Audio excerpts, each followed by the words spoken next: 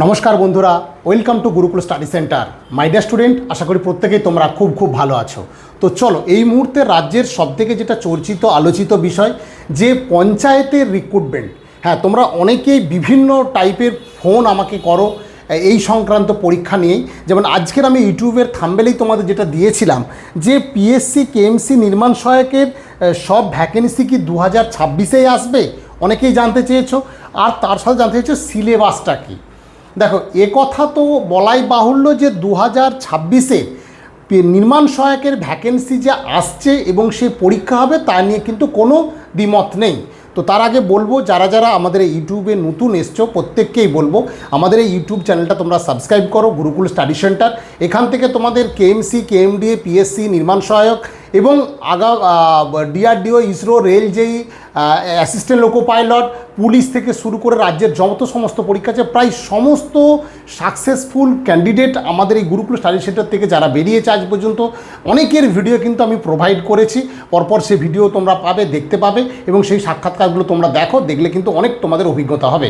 তো চলো এবার সরাসরি চলে যাচ্ছি আবার আমাদের সেই আলোচনাতেই। দেখো, বিষয়টা তোমরা অনেকেই জানতে চেয়েছো যে স্যার পিএসসি, নির্মাণ সহায়ক এবং কেএমসির 2026-এই কি ভ্যাকেন্সি আসবে।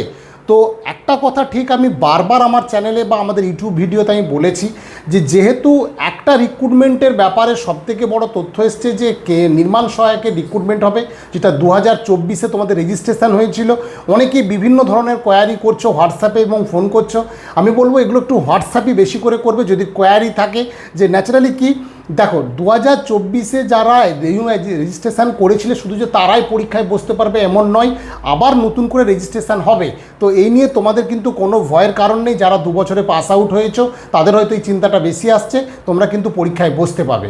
বিষয় হচ্ছে যেহেতু বয়সটা অনেক বাড়ি দেওয়া হয়েছে 5 বছর করে, বা তাই তোমাদের কিন্তু এই লড়াই প্রচণ্ড রকমের হাড্ডাহাড্ডি লড়াই।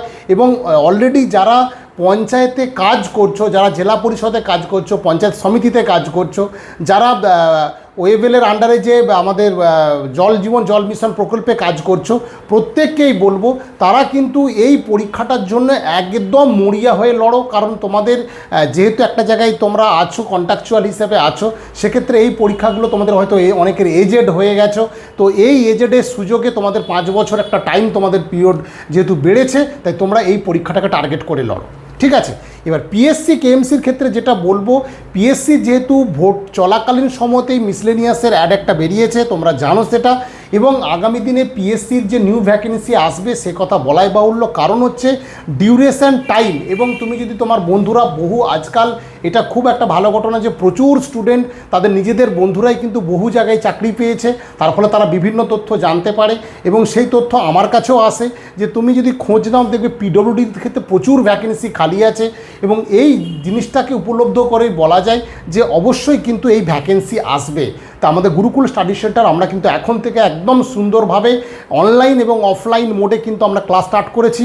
আগামী দিনে ক্লাস হয়েছে, তোমরা অনেকেই জয়েন করেছিলে, প্রত্যেককেই মেসেজ করেছি এবং তোমরা ফিডব্যাকও দিয়েছো। তো আমরা অনলাইন অফলাইন ক্লাস সিভিলের এবং মেকানিক্যাল, ইলেকট্রিক্যাল সবেরই কিন্তু আমরা শুরু করে দিয়েছি। তো তোমরা যারা যারা সেই ক্লাস করতে চাইছো আমাদের যে নম্বর, সে নম্বরে যোগাযোগ করে নাও, হোয়াটসঅ্যাপ করতে পারো বা ফোন করে নিতে পারো। আমাদের শনিবার রবিবার টেকনিক্যাল ক্লাস অফলাইন হয় এবং বৃহস্পতিবার রবিবার অনলাইনে টেকনিক্যাল ক্লাস হয়, ঠিক আছে। অফলাইন আর নন টেকনিক্যাল ক্লাসের ডেট সমস্ত আলাদা দেওয়া আছে, আমরা কিন্তু সবাইকে হোয়াটসঅ্যাপের মধ্যে বলে দিই। এবার বিষয় হচ্ছে যে এই যে পরীক্ষাগুলো তোমার কাছে আছে, যদি গর্বের চন্দন টিকা পড়তে চাও, আমি একটা তোমাদের বলেছি সত্যি করেই যদি গর্বের চন্দন টিকা পড়তে চাও লাস্ট মুহূর্তে আরেকবার কিন্তু ঝাঁপিয়ে পড়ো। কারণ এই সুযোগ, বিশেষ করে যারা 5 বছর এজ রিল্যাক্সেশন পেয়েছো, তো তোমাদের ক্ষেত্রে এটা কিন্তু একটা বিরাট সুযোগ, এই সুযোগটা কাজে লাগাও। তো সিলেবাস যেটা আছে, সিলেবাস খুব একটা যে কঠিন তা নয়।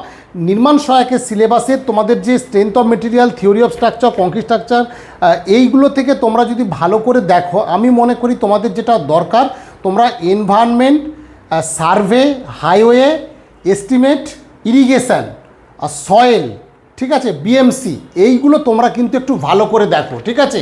এই চ্যাপ্টারগুলো একটু ভালো করে দেখো। আমরা যেমন সয়েল প্রথম দিন শুরু করে দিয়েছি, তো সেরকমভাবে এই চ্যাপ্টারগুলোকে একটু বেসিক্যালি পড়াবো, কারণ 13 থেকে 14টা সাবজেক্ট পড়াতে কিন্তু অনেক সময় লাগবে। তাই এত না পড়িয়ে মূল আগে 6টা সাবজেক্টকে আমরা টার্গেট করছি, সেই সাবজেক্টগুলো আমরা কিন্তু ক্লাস দেবো। আর পিএসসির আর কেএমসির ক্ষেত্রে নিউ যে ভ্যাকেন্সি আসবে খুব তাড়াতাড়ি হয়তো আসবে, তোমরা কিন্তু একদম ফুল সিলেবাস ধরে তৈরি হও। সেখানে মেকানিক্যাল এবং ইলেকট্রিক্যালদেরও বলবো একদম প্রি প্ল্যানিং ধরে তৈরি হও। কেএমসির কিন্তু নিউ ভ্যাকেন্সি অবশ্যই আসবে, এবং কেএমডির ক্ষেত্রে আমি কিন্তু এর আগে একটা বলেছি, ঠিক আছে। তো এই জায়গায় আর সিলেবাস কিন্তু আমি যেটা বলছিলাম, সিলেবাসটা খুব ভাইটাল, সিলেবাসটা ধরে পড়ো। সিলেবাসের মধ্যে তোমরা পিএসসির সিলেবাসটাকেও মেনটেন করতে পারো। পিএসসির সিলেবাস ধরে আমি যে 6টা 5টা সাবজেক্টের কথা বললাম, ওই সাবজেক্টগুলো আগে থেকে তৈরি হও, ঠিক আছে। প্রত্যেকেই ভালো থেকো। আবার একবার বলবো, যারা নতুন আমাদের চ্যানেলে এসছো অবশ্যই আমাদের চ্যানেলটা সাবস্ক্রাইব করবে এবং বন্ধুদের মধ্যে ভিডিওটা শেয়ার করে দাও, ঠিক আছে। প্রত্যেকেই ভালো থেকো, ভালো করে প্রিপারেশনটা নাও।